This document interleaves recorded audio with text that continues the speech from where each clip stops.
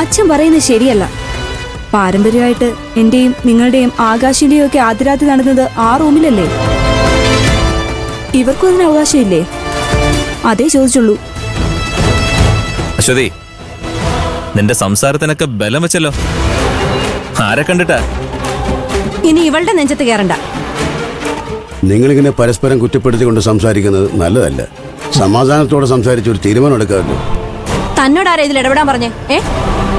തോളെ തൂങ്ങി നടക്കുന്ന വേദാള. ഗോവിന്ദൻ എന്തെങ്കിലും പറഞ്ഞാലുണ്ടല്ലോ, കല്യാണം വീട് മരണ വീടാവും. ഞാൻ പറഞ്ഞല്ലോ, ആ മുറിയിൽ ഒരു രാത്രി നടക്കില്ല. ഇതിലപ്പുറം സംസാരിക്കാനൊന്നുമില്ല. എടി തുണിക്കച്ചവടക്കാരി, എല്ലാം കേട്ട് കൊഴുക്കട്ട വിഴുങ്ങിയ പോലെ ഇവിടെ നിപ്പുണ്ടല്ലോ. അമ്മായി, ഞാൻ മതിയടി കുമ്മായി. നിനക്ക് നിന്റെ ഭർത്താവിനെയും കിടക്കാൻ ഇവിടെ വേറെ മുറിയൊന്നുമില്ലേ? നീ ഇവന്റെ തലയിൽ തൂങ്ങി ഇവിടെ വന്ന് കേറിയപ്പോ ആ തെക്കേ മുറി കിടന്നത് ഞാനാ. അന്ന് നിന്റെ ബാലമാവൻ വന്ന് പാരമ്പര്യ ആദിരാത്രിയുടെ കഥയങ്ങ് വിളമ്പി. അന്ന് ഞാൻ മാറി തന്നില്ലേടി ആ മുറിന്ന്.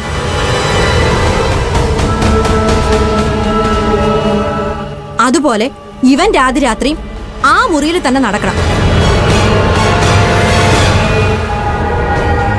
നിനക്ക് ഇത്തിരി മര്യാദയുണ്ടെങ്കിൽ ഇയാളോട് പറഞ്ഞു കൊടുക്കണ്ടേ അമ്മായി പറയുന്നത് ശരിയാണ്, ന്യായമാണെന്നൊക്കെ?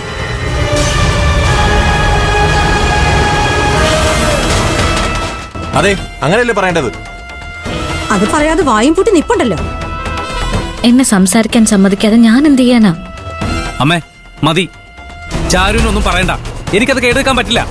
മക്കളെ, ഇവിടെ വന്ന് കേറിയിട്ടുണ്ടല്ലോ ഈ വീടിനൊരു ശാപം. ഇതല്ല, ഇതിനപ്പുറവും കേൾക്കേണ്ടി വരും. അങ്കിൾ, ഞാൻ എന്ത് ചെയ്തിട്ട് എന്നെ ശപിക്കുന്നത്? എല്ലാത്തിനും കാരണം ഞാനാണോ? അല്ലാതെ പിന്നെ ആരാ? ഇതൊക്കെ തീരുമാനിച്ച് ഇവരെ കൊണ്ട് പറയിപ്പിക്കുന്ന നീയാണെന്ന് എനിക്കറിയാം.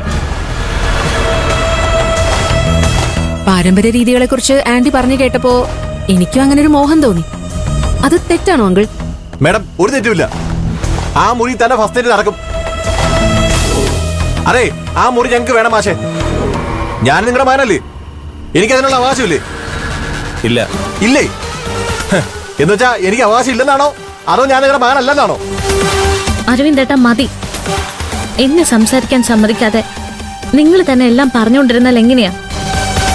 ഒരു മുറിക്ക് വേണ്ടി കുടുംബത്തിലുള്ളവർ തമ്മിൽ തല്ലണോ? എന്റെ അക്കുച്ചേട്ടന്റെ മുറി നിങ്ങൾക്ക് വേണം, അത്രയല്ലല്ലോ. ഞങ്ങൾ തരാം.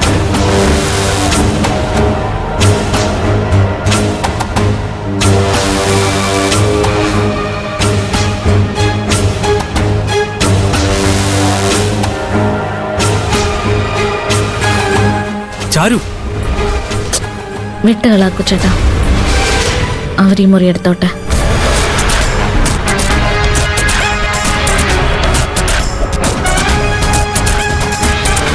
അമ്മായി, ഞങ്ങൾ ആ മുറിന്ന് ഒഴിഞ്ഞു തരാം. നീ എന്താടി പറഞ്ഞേ? ഒഴിഞ്ഞു തരാമെന്ന്? അത് നിന്റെ മുറിയാണോടി? എന്റെ വീട്ടിൽ കയറി വന്ന് എനിക്ക് ഔദാര്യം തരുന്നു. നിന്റെ അഭിനയം ഒന്നും എന്റെ അടുക്ക വേണ്ട.